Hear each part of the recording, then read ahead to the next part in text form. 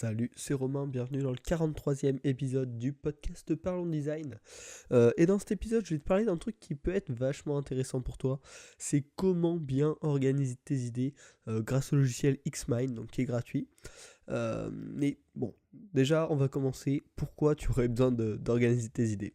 Tu sais, je m'en suis vraiment aperçu quand j'ai créé le user flow de ma dernière application. Je te parlais des péripéties que j'ai rencontrées dans la création de cette application, dans le dernier épisode. Et donc, en fait, c'est quand même vachement dur d'imaginer un parcours utilisateur, d'imaginer un fonctionnement d'une application assez complexe, tout en restant, en gardant tout ça dans sa tête, en l'imaginant uniquement dans sa tête. Ouais, voilà, c'est vraiment chaud. Développer une idée sans oublier des parties, sans oublier des possibilités, en l'organisant clairement. Si tu veux le faire uniquement dans ta tête, le projet a intérêt à être très simple et tu as intérêt à travailler tout seul, donc ça fait plein de contraintes. Et si jamais tu veux le poser sur papier, ça risque d'être super long, c'est très peu modulable. Tu peux bien sûr utiliser les post-it pour pouvoir moduler un parcours utilisateur, mais malgré tout, il y a quand même de nombreuses contraintes. C'est-à-dire qu'il va falloir un beau nombre de post-it, il va falloir sûrement réécrire plusieurs fois la même chose, le réécrire avec des modifications.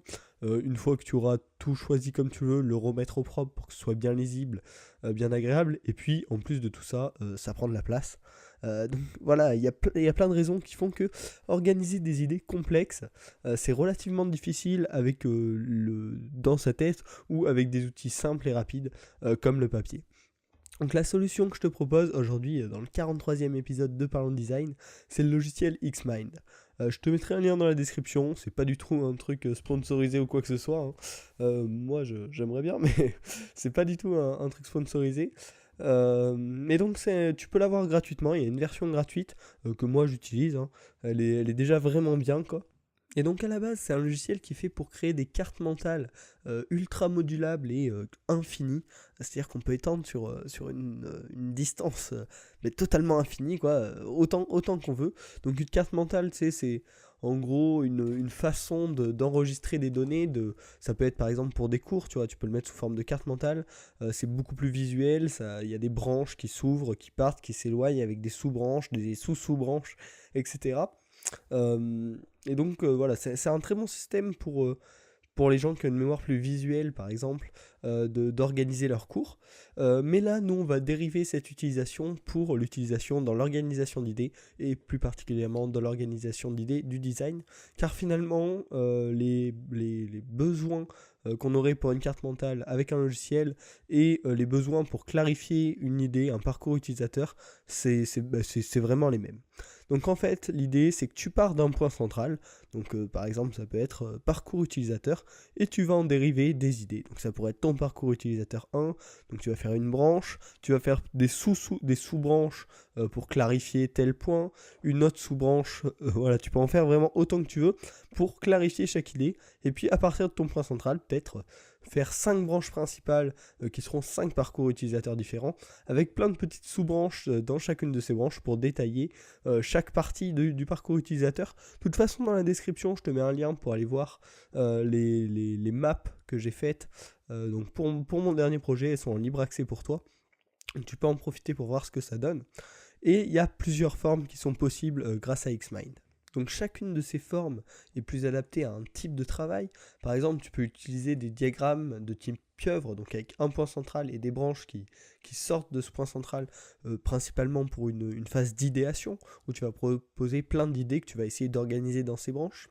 Ensuite, tu peux utiliser également des diagrammes sous forme de ligne continue, donc un point, une ligne, et sur cette ligne, tu vas en dériver des petites infos, donc ça peut être nickel pour un parcours utilisateur. Si tu télécharges ce qui est dans la description, ce que j'ai fait, tu vas voir que pour mon parcours utilisateur, c'est vraiment pratique. Je mets le point de départ qui est le nom de mon application. Ensuite, je mets les différentes étapes une à une sur la branche principale de mon parcours utilisateur. Et pour chaque encart de ma branche principale, j'ai fait des sous-branches qui permettent de détailler le contenu de la page, des détails sur l'action qui doit être effectuée par l'utilisateur. Donc voilà, ça c'est le deuxième type utile. Et le troisième type qui est pas mal, c'est j'appelle ça filet, ça n'a pas vraiment de... Mais en gros, imagine un réseau, donc avec plusieurs points qui sont reliés entre eux, et ça peut te permettre d'organiser la navigation à travers ton application, comme je l'ai fait, donc toujours dans un des fichiers qui est disponible dans la description.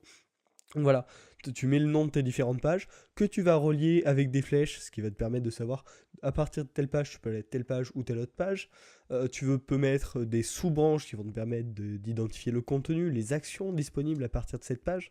Donc voilà, avec ces trois types de formes, on va dire, de diagrammes possibles, le pieuvre, la ligne continue et le filet, tu vas pouvoir en gros répondre à tous tes besoins en tant que designer pour l'idéation et là, ouais, l'organisation de tes idées. Et donc pourquoi ce serait bien que tu essayes ce logiciel, que tu le testes pour tes projets design? Le premier point, c'est tout simplement que c'est vraiment rapide. Il y a quelques raccourcis qui te permettent d'écrire et de développer tes idées vraiment très rapidement, et ces raccourcis sont super intuitifs. Je pense qu'en un quart d'heure, je connaissais tous les raccourcis importants. Et donc juste au clavier, tu peux développer très rapidement tes idées, développer ton arbre, le réorganiser une fois que tu as placé toutes tes idées dedans. Et donc pour ça, rien que pour la rapidité d'apprentissage et d'utilisation, c'est vraiment intéressant. Ça permet de poser ses idées solidement, on va dire, mais très rapidement. Donc voilà, j'avais noté en second point la facilité à prendre en main, mais je te l'ai déjà détaillé. C'est vraiment, voilà, en 15 minutes, je savais utiliser tous les raccourcis importants. C'est simple et c'est beau. Ensuite, la modulabilité, je sais pas si on peut dire ça, si c'est très français, mais en gros, c'est vraiment ton diagramme est à 100% modulable.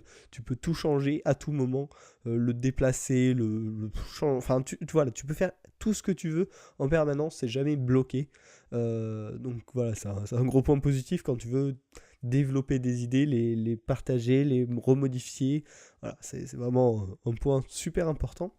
Également, ton diagramme final sera très lisible parce que le logiciel est fait pour ça. Tu vois, si tu avais fait ça sur papier, certainement, il y a un moment, ça t'aurait un peu agacé, tu aurais écrit un peu vite, tu aurais fait des cercles moins beaux, tu vois, enfin bref, plein de trucs. Et donc, ce serait moins lisible, moins agréable à voir. Alors que là, le logiciel a plein de presets, de style, on va dire, qui permettent d'avoir des textes très lisibles et puis un diagramme agréable à regarder, que donc tu auras plus envie naturellement de l'utiliser une fois qu'il aura été créé, tu vois, si c'est agréable à lire et que c'est joli. Et enfin, le dernier point, c'est que c'est transportable. Si tu fais ça avec des post-it, c'est chaud de les transporter. Par contre, avec Xmind, c'est vraiment extrêmement simple. Tu as l'application ordi, l'application mobile, ça synchronise directement toutes tes cartes. C'est vraiment simple. Tu peux l'exporter en format PNG, JPG pour le partager avec les gens qui n'utilisent pas le logiciel. Donc c'est vraiment super simple. Il y a même une extension Slack, il me semble, pour le partager encore plus rapidement avec tes collègues. Donc voilà, c'est vraiment nickel. Moi, je te conseille vraiment de tester ce logiciel. Enfin, pour terminer ce podcast, je vais te donner quelques petits exemples de la façon dont j'ai utilisé Xmind pour clarifier mes idées. La première dont je t'ai un peu déjà parlé, c'est l'idéation du parcours utilisateur qui était relativement complexe pour mon application MyTokens dont je t'ai parlé dans le précédent épisode. Ça m'a vraiment permis, si tu as suivi le dernier épisode, tu comprendras mieux, mais j'ai eu une première phase où ça a finalement échoué, puis la deuxième phase où j'ai utilisé Xmind, et ça m'a permis de tester grâce aux branches plusieurs idées de parcours utilisateur pour ensuite clarifier celui que j'ai choisi de continuer à développer. Voilà, ça c'était vraiment utile. Également pour vérifier les possibilités techniques, pareil, ce graphe-là, je te l'ai mis en téléchargement, donc en description du podcast. Pour vérifier que techniquement ce que je souhaitais faire sur mon application c'était possible.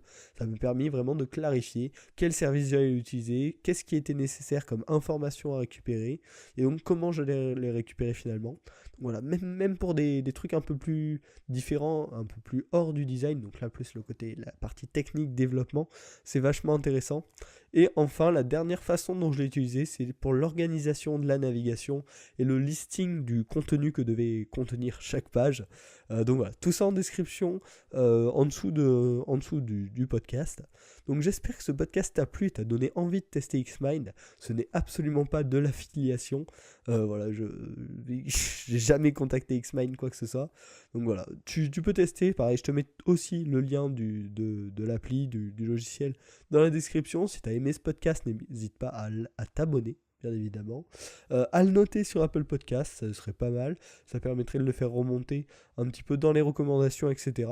Et puis enfin, si tu as des potes qui sont intéressés par le design, que tu penses que ce podcast pourrait aider cette personne, tout simplement, n'hésite pas à le partager avec lui.